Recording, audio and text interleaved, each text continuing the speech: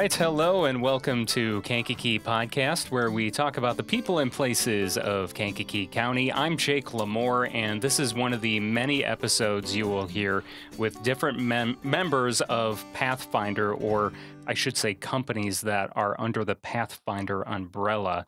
And one of those companies happens to be Converge.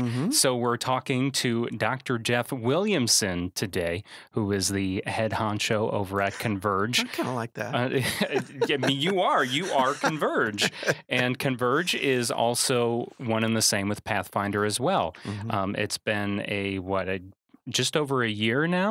Right. Yeah. Just about a year ago, last April, when we first started talking about, what would it look like for Converge to be a subsidiary of the Pathfinder group? And so, so I've been on board with them a year now. Well, congratulations. Thanks. It's been a blast. And I'm excited that I am also working with you in a certain aspect now as well. So me too. It's an honor and a privilege to be able to do that. Thank you. To think I didn't know you a year ago. Right. And now and here we are. It all started at Stafari. It did. It did. Shout out, man. It really did. A lot of good friendships that I have today started with being there, having a cup of coffee and saying, I don't think I know you. Before you talk about, the Leadership Level Up podcast and even Converge, we need to, always like to start at the very beginning of everyone's lives. Where does life begin for you? I think I know, but I don't want to say the right thing. Sure, so you tell me, where were you born? Yeah, I grew up in southern Indiana, about an hour south of Indianapolis, a little town called Nashville, Indiana. And it's in Brown County. A lot of times people know more of the area of Brown County because it's beautiful, wooded, hilly part of the state, huge state park there. A lot of people have told me, oh, my family always used to go camp there. Oh, we loved that. That was one of our favorite summer spots. And so, grew up there, little town of 1,001 high school in the whole county. And that was where I went to school and grew up. So you must sound really cool when you say, I'm going to Nashville this weekend. Yeah. Everyone thinks, oh, man, Dr. Williamson's going to Nashville, Tennessee. I do go to the Nashville, too. But, it's such a cool town because it was founded in the 1800s as an artist colony. And so painters and artisans and steelmakers would come there, and eventually a village started to populate because it was so beautiful. Painters would come down and do landscapes, even in the 1800s before they were car. They would ride down on a mule and hike the rest of the way in before there was even a town there. And so I grew up with a town full of artists, and I can think of 8 or 10 different people whose I knew where their house was, and it was their house and their gallery and their place where they worked. And so it was just very normal to me to see somebody come in and go, oh, that's Adolf Schultz. He's a incredible painter and famous. These people were just around me, and my grandma, Edna Mae Williamson, Powell was her maiden name. She operated a restaurant for 35 years right in the heart of town called the Red Door. And it kind of had that Stafari vibe. You could just see about anybody there if you were sticking around the Red Door. And so between all the artists in that community and that sense of community and food and coming together, it was a huge part of my growing up and who I am today.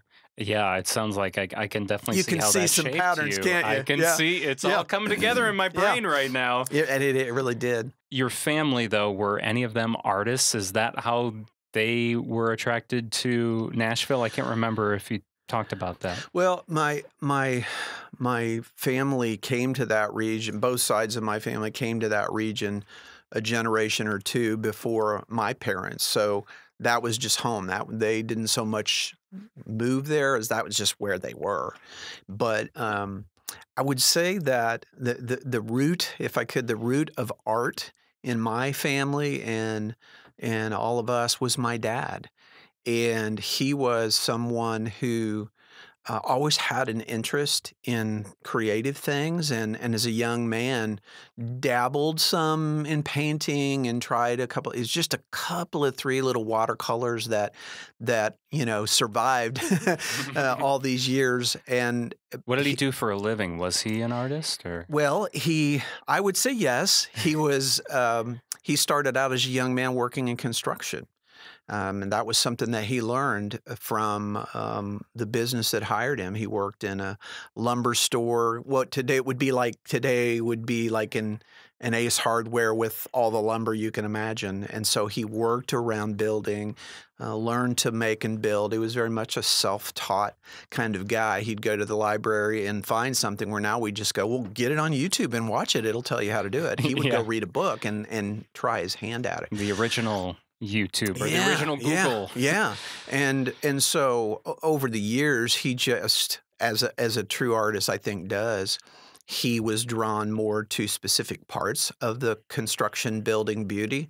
And so by the time I came along and was in my 8, 9, 10-year-old phase of life, he was selling his construction company and focusing more on custom-built cabinetry, furniture, woodworking, etc. So if I don't have them with me, but if I could show you pictures of the things that he built, it was artistry. That was where he expressed his art, was taking raw wood and making these unique pieces that someone would come to him with an idea and say, I want this kind of thing in this corner of our living room or whatever, and can you do that? And he would sketch it, design it, measure it, draw it, and create it. And I was always so proud of that because people would say, I was in such and such of a house this week and I saw a piece and I knew it was Ken Williamson built that because of the quality and the beauty of it. The other piece of the galleries and the places in my hometown was that, and this is truly the way it was, that if people wanted top-notch, first-class work, furniture, wood creations of any kind, my dad was the go-to for like 3 counties. And so I can drive down my hometown main street and say, oh, the Hobnob Corner restaurant there, Dad built the booths. And oh, the very next door is one of the art galleries. Well, Dad built the custom windows there in the gallery. And you go another couple of 3 buildings. Oh, Dad built the door that's on this building still. Used to be my grandma's restaurant. The door on the red door is still there. It's still red. And my dad built that like in the 50s, right? So both the creation of things and the story of art in my dad and my family flows all into that. So obviously, my kids are young adults themselves now, and I've taken them on a walk down that main street and said, okay, here is this. My dad built that. And then we go, and that over there, this is where Mom and Dad met, and Dad built that, and Dad built that. And so, as you can tell, it's a sweet part of my story that when we're talking about artistic, that connected primarily with my dad. And then one of my brothers, Kevin, has been a career graphic designer. And later on in his career, started getting more into wood and complexities and beautiful things. And he makes these magnificent smaller wood boxes and containers and things that are just magnificent. And so it's really cool that my dad was able to enjoy seeing him perfect that craft, because he was an artist in another neighborhood and they really transitioned that into wood and design, all part of that. So it's amazing what a seed will do through even generations of a family. So you grow up in Nashville, Indiana, then you go to college, right? And where That's did you end up brought going? me to Kankakee County. Yeah, I was going to say, you went to Olivet. I did, yeah. So I came to college at Olivet in the 80s, a long time ago, and had a great experience there, made tons of friends, and those roots, again, talking about roots, and that brought me back to work there about 13 years ago, and I worked at the university for 10 years. So that was kind of one of those full circle things. So yeah, I started out in the 80s, graduated from Olivet. Did you meet your wife at Olivet? No, after I graduated from Olivet, I went to Ball State University in Muncie, Indiana, to do my master's degree there, and turns out that was her hometown. And so being a student at Ball State, I was looking for a local church to attend while I was in grad school there, and I landed at a Nazarene church in Muncie, Indiana, that just happened to be her home church where she grew up. And so she was an undergrad at Ball State. I was a grad student there. So I'm kind of surprised that you didn't end up going to Muncie instead of Olivet to start with. Yeah. You know, that's a good point. Where I grew up is only like 20 minutes from Bloomington, Indiana University. Right. Indiana University. And so often folks say, well, why didn't you go to IU, or why didn't you go to Ball State, or what? You know, at the time that I was coming out of high school, I was just figuring out that I had some gifts and talents that I hadn't really invested too much in. I'll say that. My joke is, you know, some will come later, academic honors, and that, you know, some will come later. That's where I'm at. I'm in that same. That was me, and I, a big part of me felt like I think I would just get lost at a large Big Ten campus like Indiana or a Ball State. And so when I was this goofball 18-year-old coming out of high school, having no idea what potential there was, what I could do, I think I really leaned toward a smaller campus, and obviously it has a faith foundation, and that's important to me. So that was a plus. It was a smaller school. It was a plus.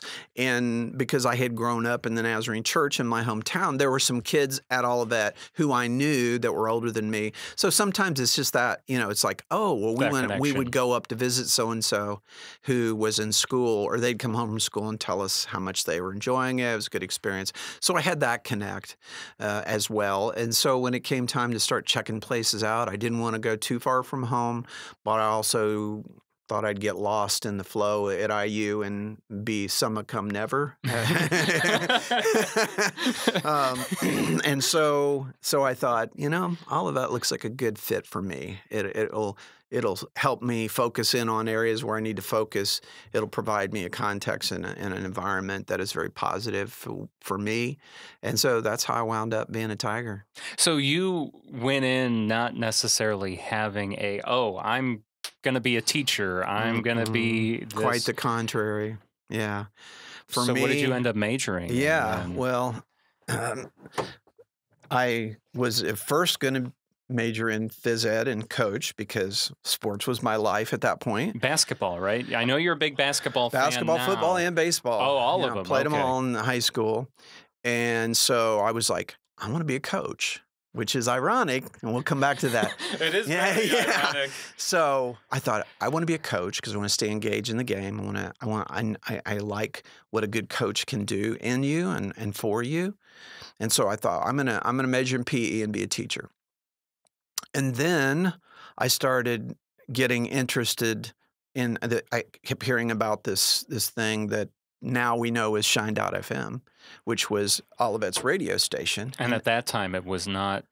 It was a much smaller. It was very small. It's a very small station, a very small wattage. It was like 500 watts or 1,000 watts. I mean, if you were, we used to think, you know, are there more than 5 people listening to us? You know, and so I started dabbling a little bit in that. Signed up for a kind of a experimental first semester thing. Did some initial work there with Dr. Don Toland. God bless him.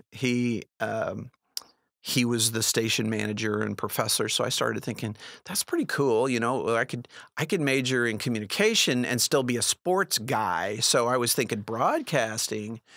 And so this all was in the span of 12 months, right? Yeah. Most students. Sure. So I dabbled some in broadcasting and decided, okay, I'm going to do something in communication. And then wound up staying within communication, but kind of went toward not as much the broadcasting and more of interpersonal communication, organizational communication. I had like a lot of people's stories, you have a class with someone who's a professor in that area, and you're just thinking, this was the coolest, most interesting class I've ever had about anything. So I want to take another and another and another. So I started taking more communication classes in that space because Dr. David Kale, who was that amazing professor, I wanted to be in more of his classes. And that, and then you take 3 or 4 classes in a specific area and go, I'm halfway to a minor. I'm a third of the way to an entire major, and I was loving it. So I just stayed in that flow of communication, and that has served me well, obviously. And I then because I was passionate about that, then I did a master's in communication when I went to Ball State. Okay. So and it wasn't some great plan of I'm going to get my master's in communication and then do this. It was literally, I don't want to stop studying this topic area. It is so fascinating to me. I'm learning so much about humanity and about myself. I don't want to stop studying it, but I'm graduating. So I went to Ball State. So you go to Ball State to get your master's in communication? Yes. Mm-hmm. And then from there, did you step right into getting your doctorate, or no? Was there some time in between there? Yeah, there was quite a pretty big window from when I finished my master's and when I started the doctoral program. That, in fact, it was like from 87 to 99. So it was more than a decade between the two. So I had, as an undergrad, here again, thank you, Olivet. As an undergrad, I had an opportunity to get a part-time student job working in admissions.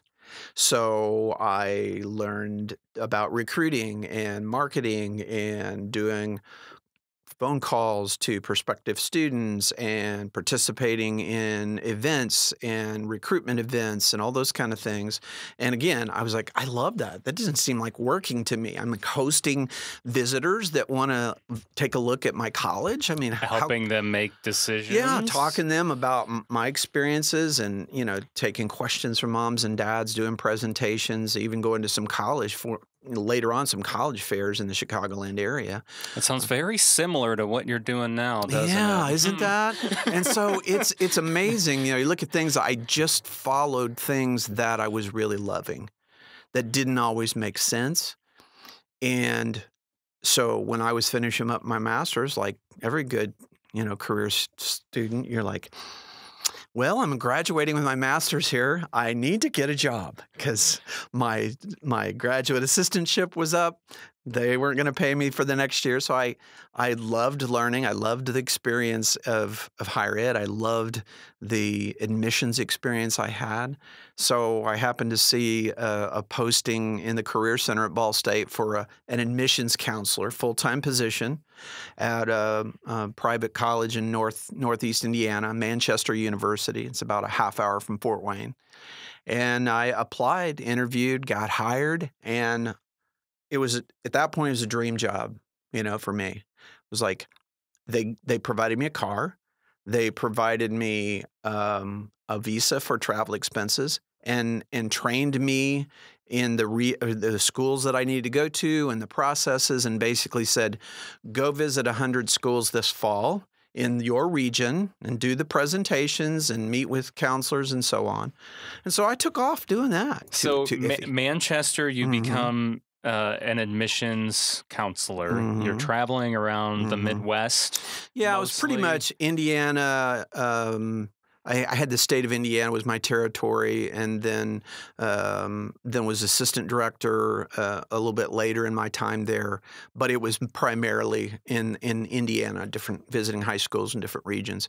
And this will be another thread that you'll chuckle. I had been a baseball player all my life until no one would let me play anymore. So did you play in college then? No, I played through high school. Okay. And just loved it and love it today. Love the game today. And went through college and grad school, and I took this job at Manchester, and so I move into an apartment about a block from campus. It's a 4 or 5 unit apartment. Upstairs is the brand new baseball coach and his wife. So we got to be friends, and he said, "You used to play baseball? You ever thought about coaching?" I'm like, "Well, yeah, actually, I was going to be a coach in college, and I ended up going in a different direction with my major." He's like, I'm the new baseball coach, and I don't have an assistant coach. Would you be open to being assistant coach on the baseball team?" And as with a lot of things that are just, my answer is like, "Oh, could I?" It wasn't like, let me think about it. I was like, "Oh my gosh, could I do that?" Yeah. And so I ended up being assistant baseball coach at Manchester for 3 years with Jeff Hood. So it was the Jeff and Jeff show. Nice. And even back then, I remember I'd walk around campus, and I always loved it when somebody'd pass me and say, "Hey, coach." I just loved that. And so, I thought about being a coach going to college, and then I didn't.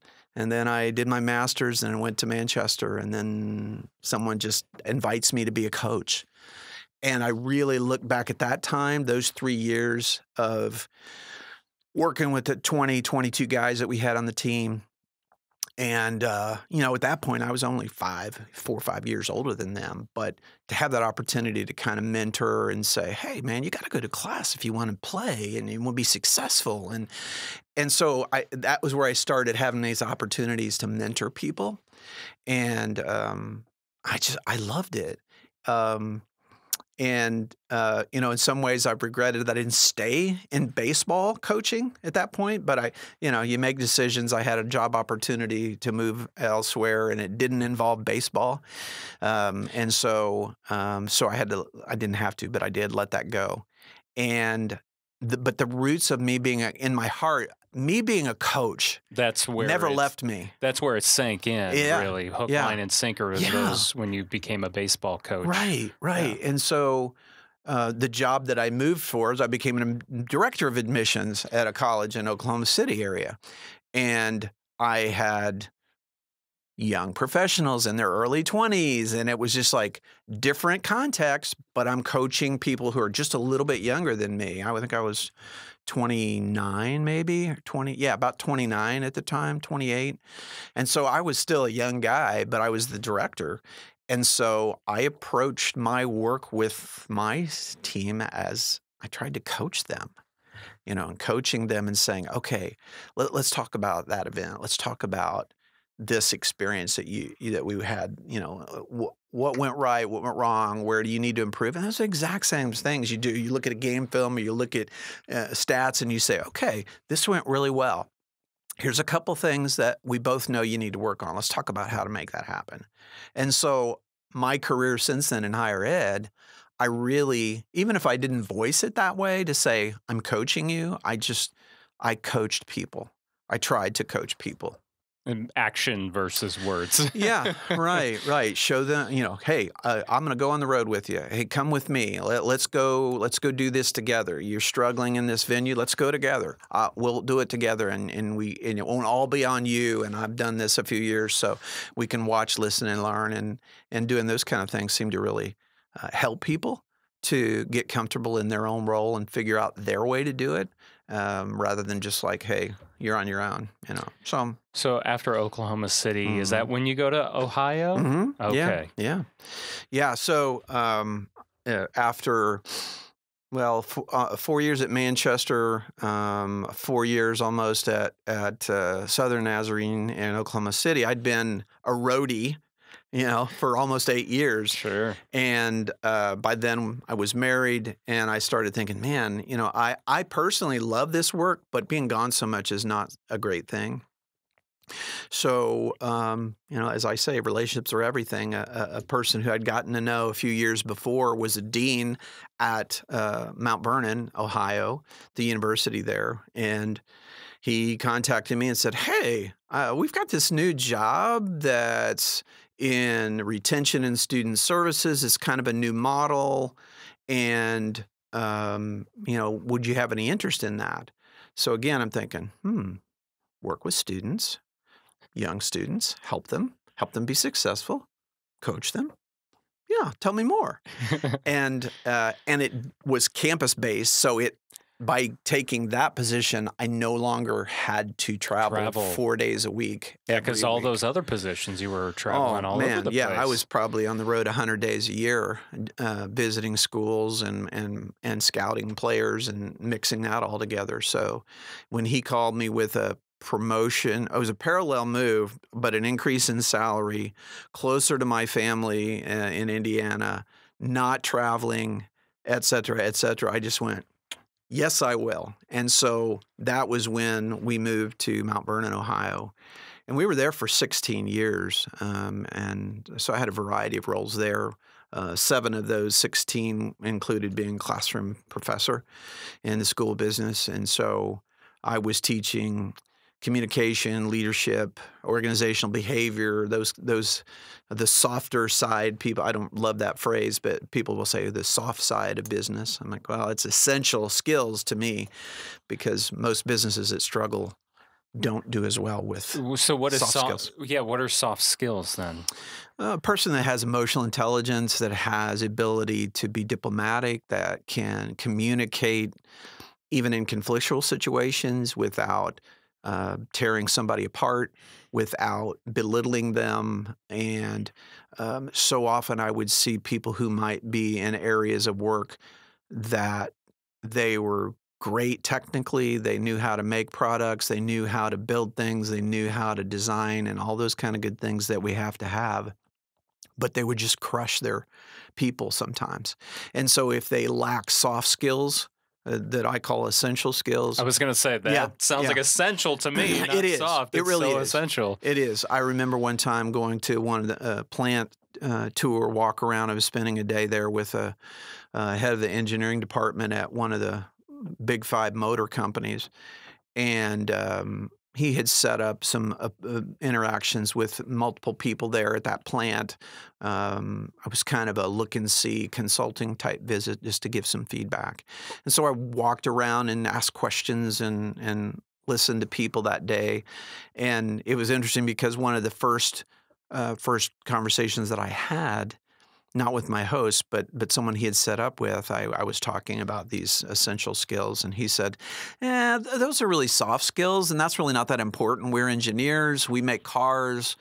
And he just kind of he wasn't unkind. He just kind of shrugged it off like, yeah, well, have a good day. And that doesn't really matter in our work.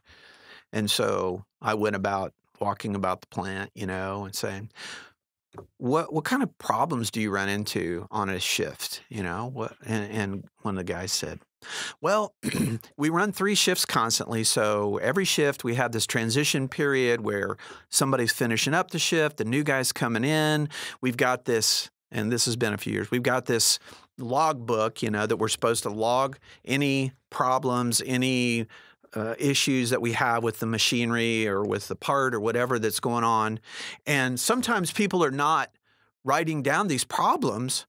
And so the next shift comes, they don't know about it, and they're having the same problem. And then next thing you know, it's 3 or 4 days a row. Then we got to shut down the line because something blows up. And then when we backtrack, it's like, all you got to do is put this in the logbook. When you have a small problem, just note that so the next shift can look at it. And I said, so people are not talking to each other between shifts so that problems that came up? Yeah.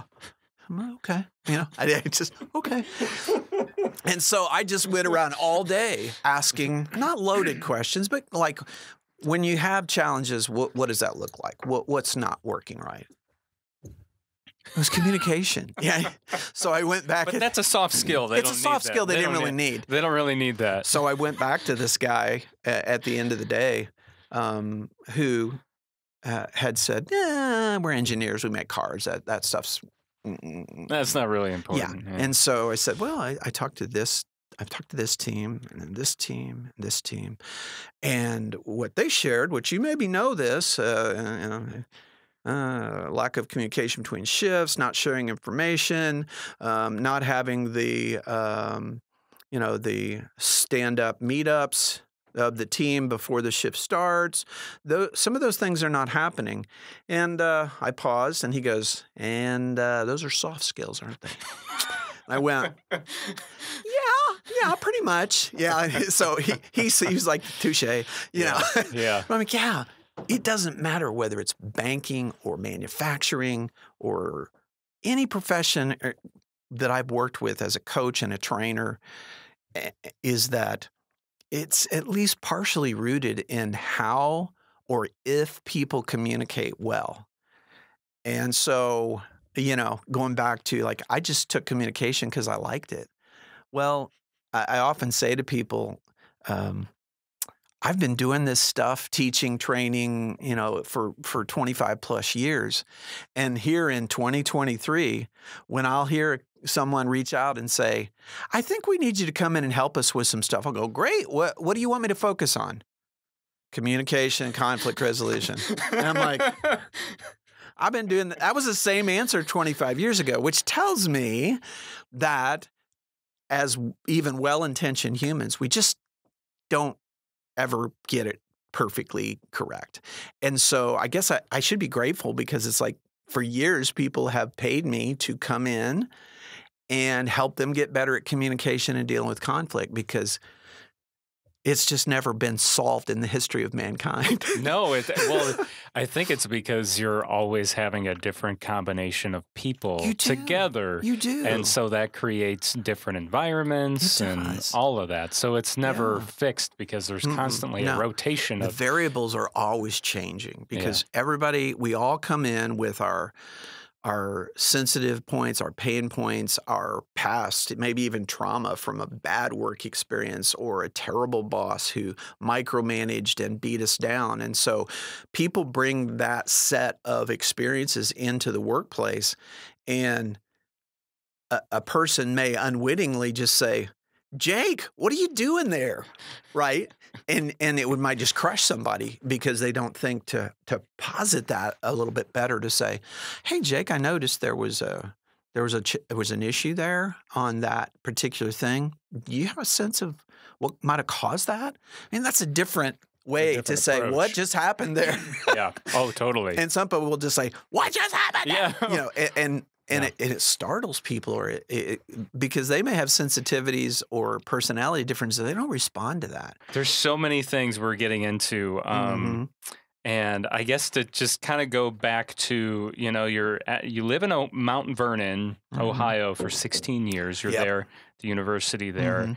And then that's when you ended up coming to Olivet. And then you've been here ever since. And that's been about 10 years ago? Well, we moved here 13 years ago. I worked at Olivet for 10 years. We moved here in 2010, and I was there until 2020, and served as a dean, executive director, and adult graduate education, and then probably 2/3 of my 10 years there was in corporate engagement, building relationships with companies and businesses, both for the School of Business and for the School of Engineering, for internships, for job placement, helping them with their talent pipeline, helping our students get connected to companies that were interested in possibly hiring them. And so, again, that was just – I can do this for a living? You know, I was back to Uncle Luther's been gone a long time, but let's go back to Uncle Luther. They still are willing to pay me just to talk to people. You know, and I'm like, it's like what was the guy's name? Yakov Smirnov. I love this country. You know, he used to do those Motel 6 commercials, you know, because they had lights, and you know, it was during the height of the Cold War, and he was just amazed that, you know, you had running water and soap and everything, you know, at this hotel. I love these country. That was good marketing right there. That was brilliant. Well, that was brilliant. So I've often felt that way at not all of my career, but different points in my career, when I've really been doing something that's in my sweet spot. That's me being me at my best, hopefully. Those have been times where I love this country. Did you get to 2020 with the pandemic and just feel that shift like most of us felt, that it was time for a change for you? Yes. I mean, the pandemic changed a lot of things. It did. Obviously, and maybe it could have changed your job at Olivet. Yeah, it did. You know, to go from visiting maybe 50 companies a year in person to all I could do was to talk to students and Zoom with them about their job search or their intern search. And things were so jacked up, honestly, at that point, the companies didn't even want to talk to me. They wouldn't. They just wouldn't. They were like, we're crushed. We're trying to figure out so many things. I'm sorry, but we just can't even. I can't even take the time. So they were really, the world was in a bad way. But it was kind of like that wasn't the full cause. It was like that was just the punctuation point that went, yeah, this is when I make a transition to the next thing. Because I think for years before, as I've been in higher ed, teaching, training, et cetera, I had opportunities to go to companies as a side gig and do things like that. And people would say, hey, I took that grad course you taught in organizational communication. You ever do like seminars for companies or retreats? And I'm like, yes, I do.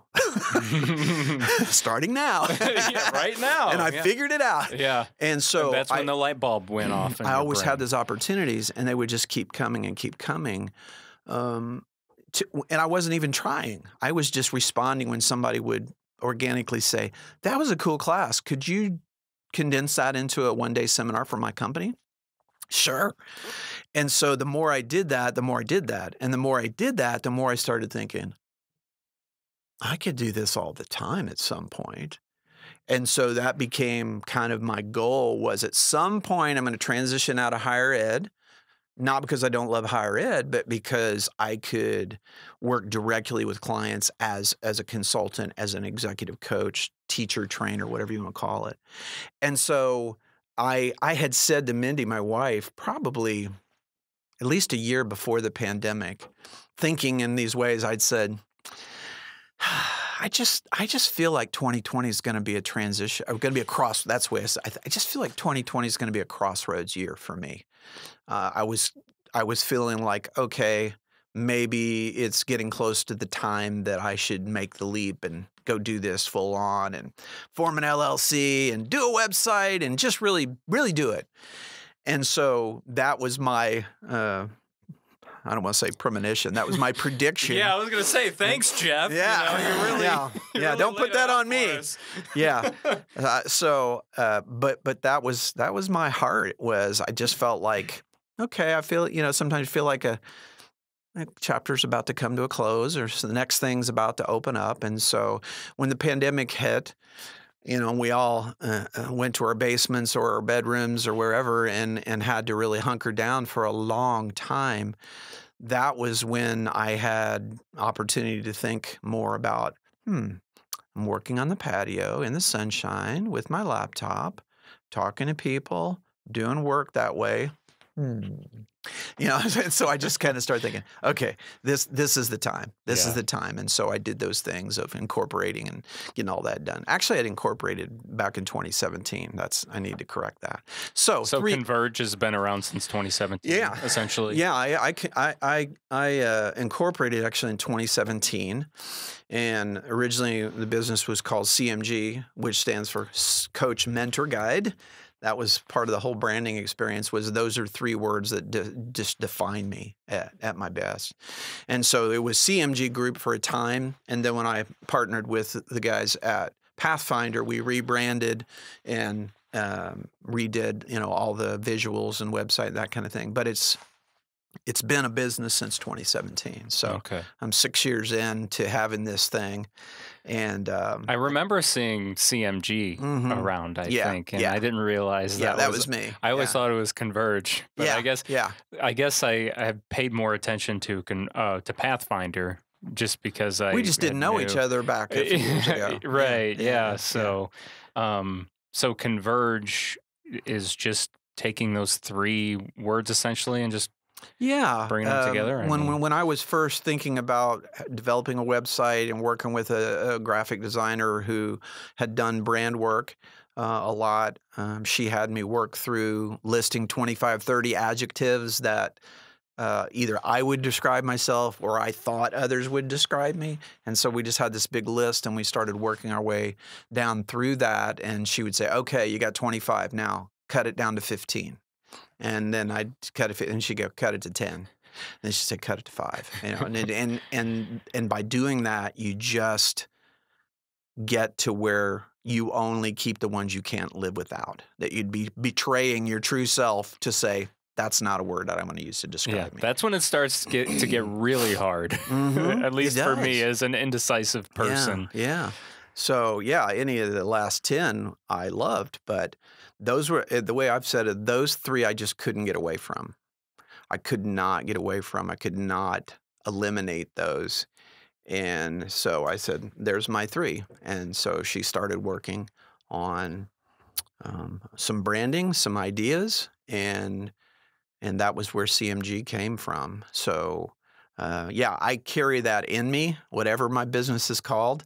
But Converge is very much, if you know Coach Mentor Guide was a part of that original name, and you'll see it even in the narrative of today's website, that we seek to build others and coach mentor guiding others. That language is embedded there intentionally because that's just who I am. Is it a lot of times a individual executive will come up to you for coaching, or the company that executive works for? It's like, hey, we'd like some coaching. It's been both. It's been both.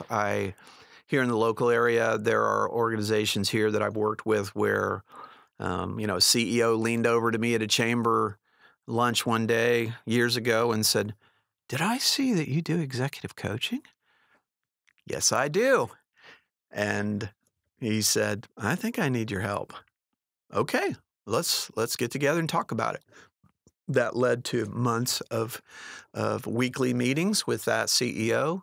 And partway through that, he said, I think all of my VPs need to have this experience. So I want you to work with this one first, and then I want you to work with that one after that. And I ended up, I think there were at least 3, maybe 4, that I did for 3 months, once a week, one-on-one coaching after he and I had worked together. So in that case, it was just a conversation at a community event. I have one of my other long-term clients. This is the power of social media. I've used LinkedIn extensively for a long time to try to help people know who I am and what I do. And, Clifton's Strengths with Gallup is a big part of that. And so a person that started following my content commented, is the strengths assessment good for team building? I'm like, oh, I heard yeah. you talk about that the other day. Oh, yeah. Yeah, absolutely. It's a great tool. And so we had some text and conversation there, or on LinkedIn, And that led to a phone call, tell me more. A couple weeks later, she signed an agreement to do 6 months of coaching, and that was 3 years ago. And so we've done a mix of things.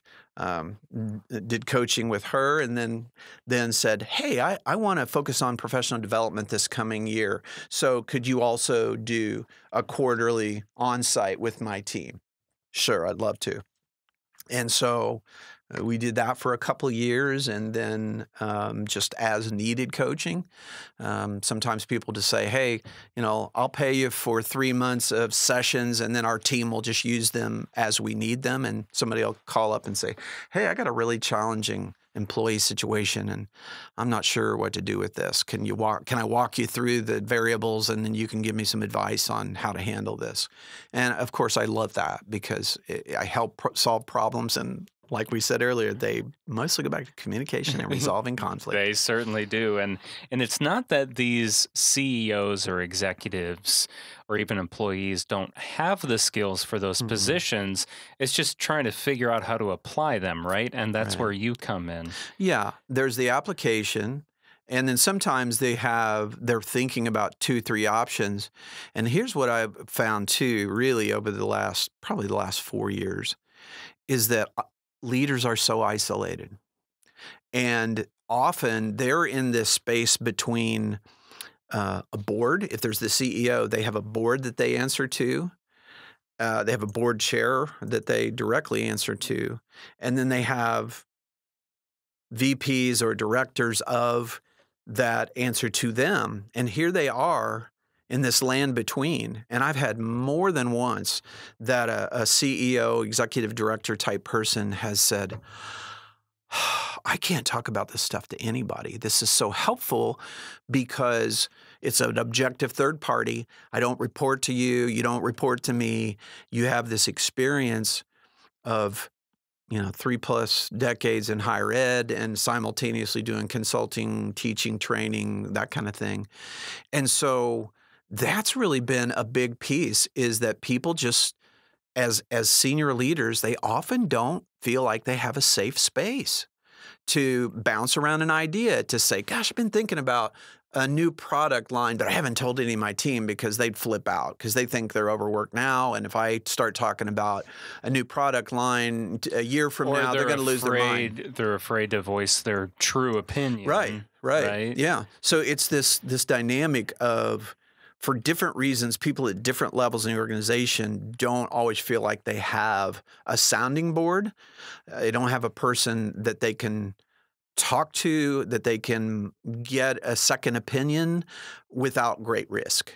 And so that's been a phrase that people just use over and over and over that I've worked with, is thanks for being a safe space. Yeah. Thanks for being someone I can trust, ultimately. But how do you try to rectify that island, that isolation, in that work? Well, in some ways, I think it's always going to be there. Oh, okay. Because even in the best workplaces that I've visited, where a CEO is having regular, healthy communication with their directors, and same thing for the board, there's still those moments of maybe self-doubt. I mean, people tend to think, oh, you're CEO of a company, you never have any doubts about yourself. Wrong.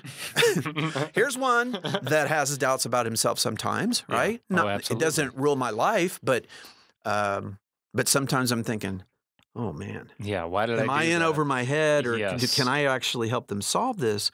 But what I've found is, when we've got someone, and I use this phrase in a post today, we've got someone who can ride shotgun with us through these decisions, these challenges, these difficult times. And so, those clients I was talking about, I was coaching them through the pandemic on Zoom. I was coaching them on Zoom since the pandemic, when we still were like, I don't know if we can come over or not. So at least my experience has been, even in a healthy environment where things are going pretty well, there's still a flawed human being that's in that CEO chair. And we don't think we may act like we have everything figured out and have it all together. We don't.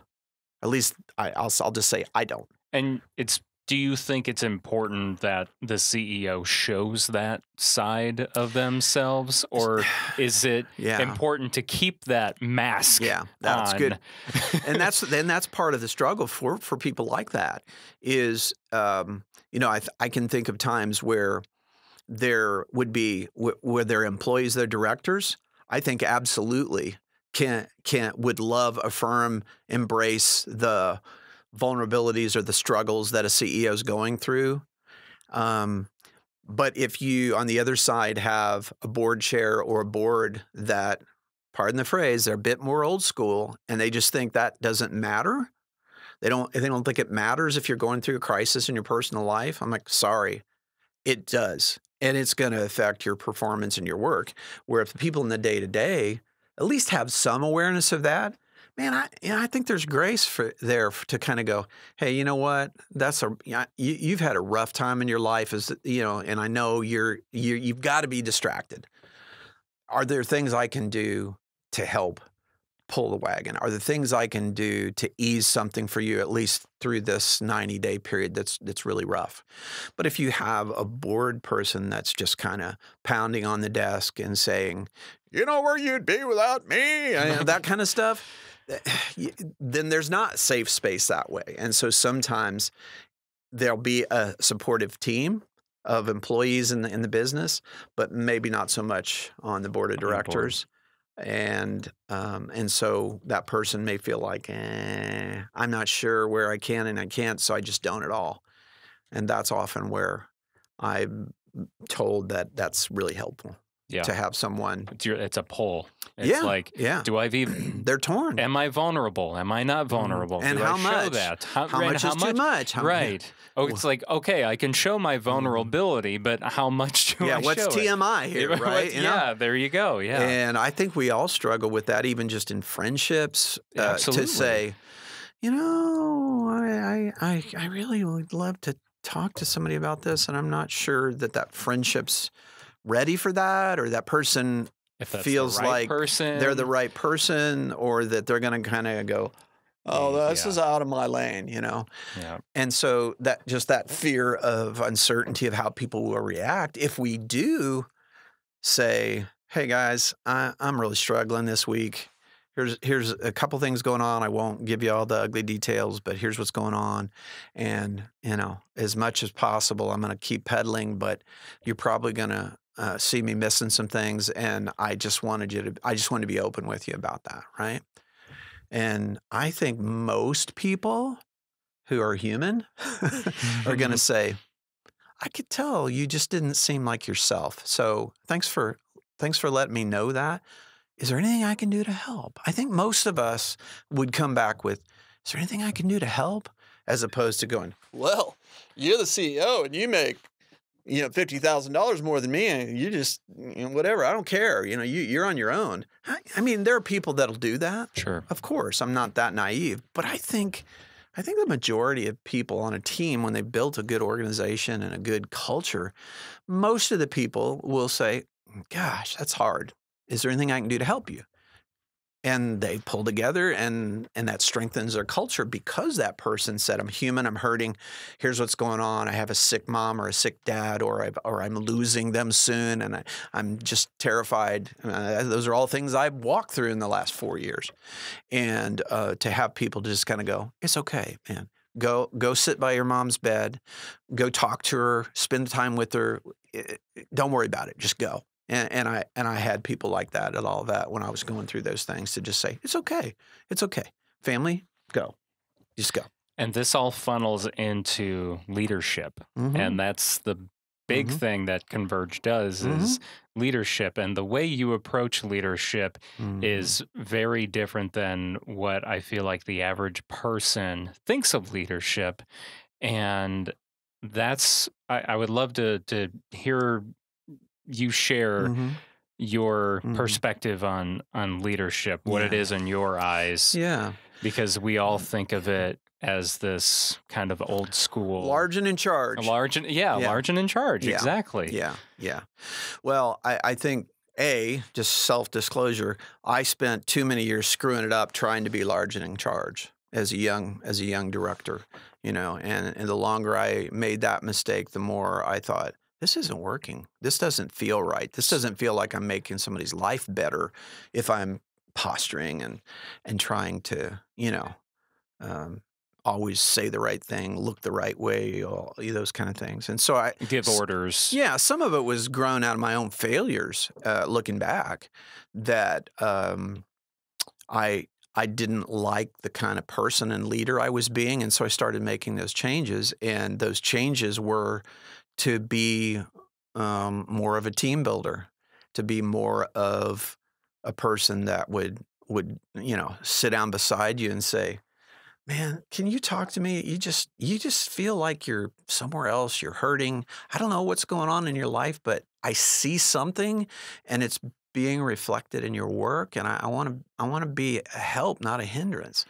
Well, that's a different conversation than you better meet your goals. You better, or you're out of here. Sometimes you have to have tough conversations, but to lead with that's not the kind of leader I want to be. I want to be human and authentic, and let people know that I don't think I have all the answers.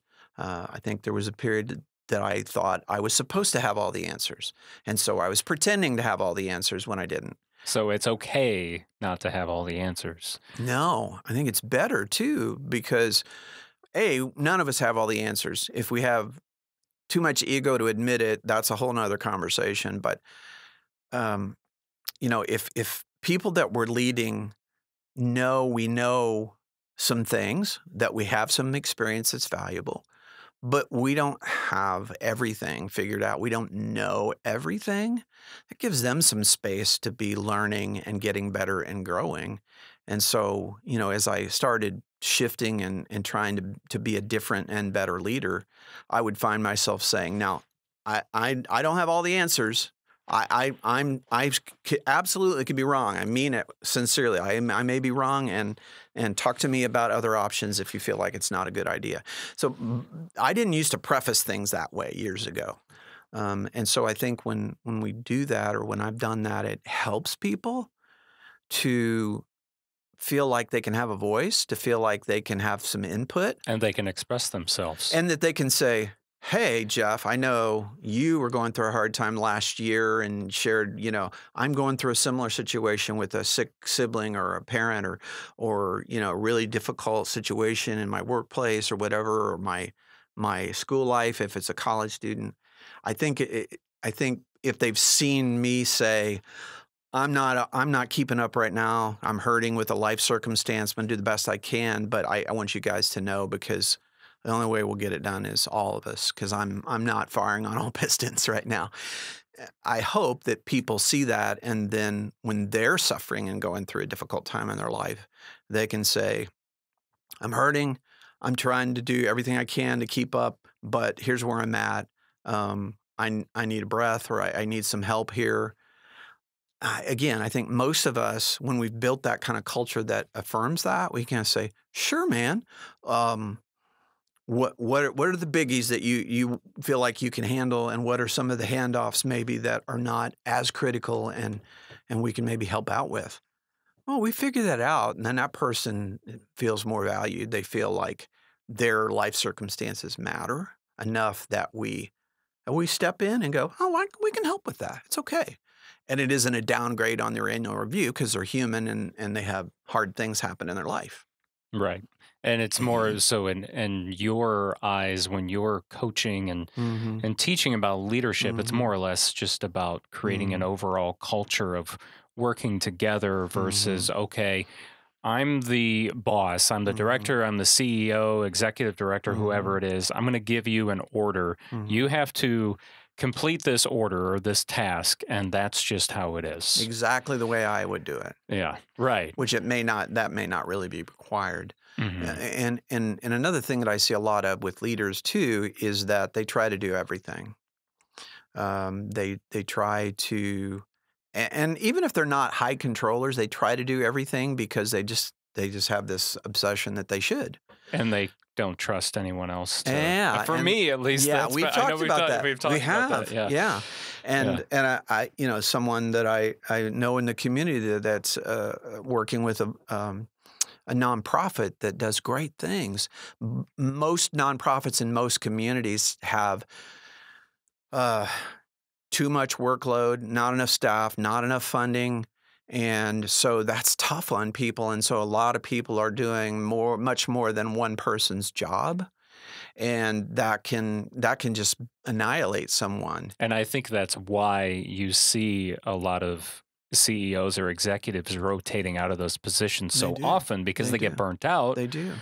So right. And so as I try to help people like that, we often are doing things like, okay, think through your can't live without priorities, and then a second list of things you'd like to get done, but it's not the end of the world if you don't get it done this week. And so sometimes it's just teasing out this endless to-do list, and then to say to that leader or emerging leader to say, these things over here, I think you're driving yourself nuts over the third, fourth layer kinds of things at the cost of the big rocks, as Stephen Covey used to say. And I think if you do the big things, the top priorities, and you get those taken care of, and the other things that you think have to be done don't get done, you'll find out the world doesn't stop spinning. You'll find that you're still being very effective, and nobody can do everything. And if we think we can, that's ego. Yes. It's just ego. Can I call it out? Yeah. And I had to do that in my own life, to just kind of go, you know what? We need that done, but we don't need that done the Jeff way necessarily. Yes. And it's also, can I do everything? Yes. Mm-hmm. But how long is it going to take me to do everything? Yeah. You know, and is it really important that I do everything? Yeah, it's just kind of the putting out fire approach of, well, it's easier for me to just do it. Mm-hmm. Okay, and it takes you 30 minutes times 50, as opposed to if you spent 2 hours training that person on that process and then maybe mentoring them another, week of them doing that, and then you're done with it because you've appropriately trained them and helped them to be effective in that role that you thought nobody but you could do. And then you've given them the grace to do it a little bit differently than you are, but they now have a new skill, a new responsibility, and that develops them. And when we can let those things go with the proper process of letting go, in the end, we buy back more time than we lose. To just say, oh, well, I'm just going to do it, 30 minutes on it times 100, and it's not really my job, but I know how to do it. That's going to get you eventually. Mm-hmm. It's really going to get you. Yeah. And I just try to help people avoid that. Yes. And because that's where the burnout starts coming in as well. Mm-hmm. So among many other things, right? Yeah. Now, what's another, we talked about leadership. Mm-hmm. What's another main thing you want people to know about Converge that maybe it sometimes gets overlooked, or sometimes people just don't know about, in the different interviews or podcasts or seminars you've done? What comes to mind quickly is that, last year we did our first, it was kind of a launch conference with the rebrand and everything. And the theme that we stated for that was community and connection. And those are huge for me. I love being in a community, feeling like a part of a community, helping a community grow, get better, whatever that looks like. And then the connection, we are all, I believe we're all made for connection. I believe we're made for community. Some of us like it more than others. I get that. But so that theme that we identified last year of community and connection, that's really what I want our undertow to be, if I could say it that way. And so our conference that's coming up on October 13th, 2023, it's about community and connection. We're just staying with that because that seems to just be such a consistent, sensible fit for what Converge is and what we're about, what I'm about is when we have connection and community and relationship, there's just next to nothing that we can't figure out and solve together. And if we get that, if we work toward that and believe that, I just think there's so many things we can see even more and more in growth and improvement. The way I look at it is basic. Right, it is. And the way I think of it is if you don't have the connection with the community, when something arises and you're like, oh, I need this, or I wish I knew. Who does that, right? I wish I knew someone that does this or that can give me a connection to this. Well, if you have those connections in the community, you're going to know right off the bat. Oh, you have knowledge. Yeah, I'm going to call Jeff. Yeah, exactly. He knows the he can answer. help me with this. He can help me with my dilemma here.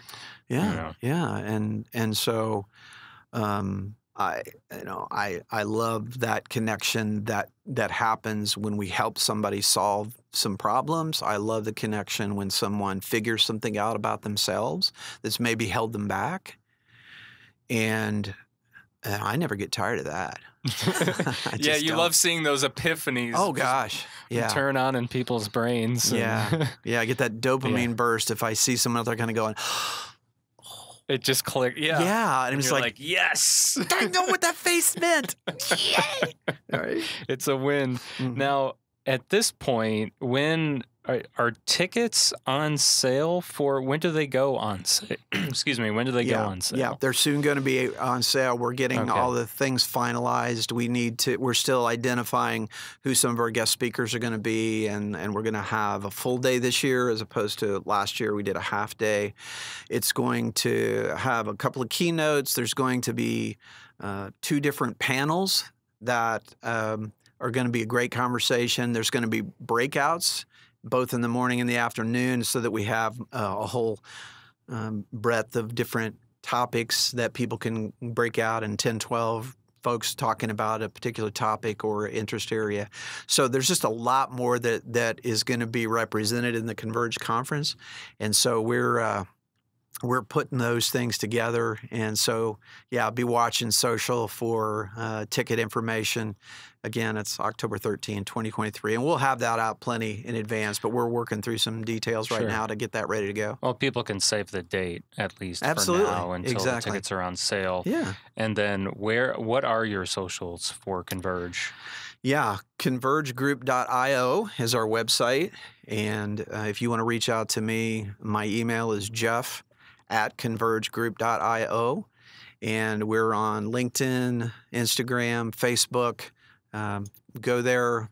Converge is there. Follow us. Ride along with us. Like, share information if it's helpful to you. And we'll be glad to have you join us. We can easily make this a 4-hour podcast. I do want to mention, though, if you want to hear more great conversations about leadership and things like that, cannot end the recording without mentioning the Leadership Level Up podcast, which is Converge's podcast. Yeah. Thank you again for having me as a guest. That was a true honor. Yeah, thank you. But you have all types of conversation. 20 at this the point we're recording this episode, 20 episodes officially. Over 20, yeah. Is it over 20? Yeah, it's at least 20 or more, I'll just say that. Yeah. And, we've continued to record shows. I think we've got another 8 or so on the lineup that'll start dropping soon. So be watching for those. Leadership Level Up is on all of the podcast platforms that you would search on. And the episodes, once they drop, they're also posted to the convergegroup.io website. So if somebody's like, I don't want to go look for them, just go to the website. They're all there. You can scroll through and find one or all of them that you want to listen to. So yeah, I highly suggest listening to those, even if you're just trying to brush up on just thinking about leadership in a different light and hearing from other leaders. You hear things that you don't think about from those other leaders, and you're like, oh, it's like, maybe I should try that, or I never thought about it that way. Worth a try. So, yeah, there's definitely some really great conversations there that I highly encourage anyone to check out. Is there anything else, Jeff, that you want to put out there about Converge? Or I think we've pretty well covered it. I did think of one other thing that we do is called Converge U.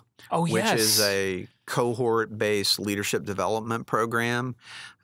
We are about halfway through our first cohort of that, and there will be a new cohort starting in September of 2023, and that is available now on the Converge website. You can go to Converge U there under resources on the website. There's an online application, lots more information about it, what it looks like. Basically, the cohort of 12, 15 people. We have a learning day once a month, and it rotates to different locations. So we might be at the CVB, we might be at a manufacturing plant, we might be at the hospital. So each month is a different location, and therein we're learning about different parts of the community.